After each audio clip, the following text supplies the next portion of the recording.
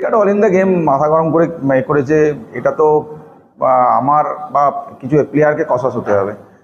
তো এখন আমাদের কোনো দরকারই ছিল না ওই জায়গা, পুরো আমাদের সেকেন্ড হাফ কন্ট্রোলে শুরু করেছি আমরা আননেসেসারি রেড কার্ড, আমরা 10 ম্যান ডাউন, একটা ম্যান কম, এক গোলে হার, ডবল প্রেশার হয়ে গেল। তাও ছেলেরা যেভাবে ওভারকাম করেছে, যেভাবে ম্যাচ খেলেছে, হ্যাটস অফ টু দেম।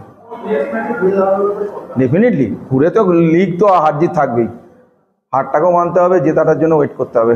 খেলেছে ঠিকঠাক, ফাংশন ঠিক ছিল, এটাই বড় পাওনা, যে খেলা দেখতে ভালো লেগেছে, তো এটা ঠিক আছে। তোমার কাছে আজকে ম্যাচটা মানে তুমি কিভাবে দেখছো, কোথায় ম্যাচটা আচ্ছা হবে? ফার্স্ট ম্যাচ সবসময় ডিফিকাল্ট থাকে সব টিমের কাছে। তো মোটামুটি আমরা যা খেলেছি অনেক বেটার খেলেছি, পাসিং ফুটবল খেলেছি, কাউন্টারে গেছি। আমাদের ওইখানে রেড কার্ড খাওয়াটা খুব ডেঞ্জার হয়ে গেছে। তো যখনই দশটা প্লেয়ার হয়ে গেছে তখনই প্রেশারটা আসছে। তাও আমরা ডমিনেট করে গেছি। আমরা যদি গোল পেয়ে যেতাম সেকেন্ড হাফে শুরুতে বা কিছুক্ষণ পরে, তো আমরা ডিফিকাল্ট মানে ম্যাচটা আমরা বার করে দিতে পারতাম। পরের ম্যাচে এখান থেকে ঘুরে দাঁড়ানোর জন্য অবশ্যই ঘুরে দাঁড় করাতে হবে, নাহলে দুটো ম্যাচ যদি রেজাল্ট খারাপ হয় সব টিম ধরে নেবে এখনকার যা অবস্থা। তো ডেফিনেটলি আমরা ঘুরে দাঁড়াবো।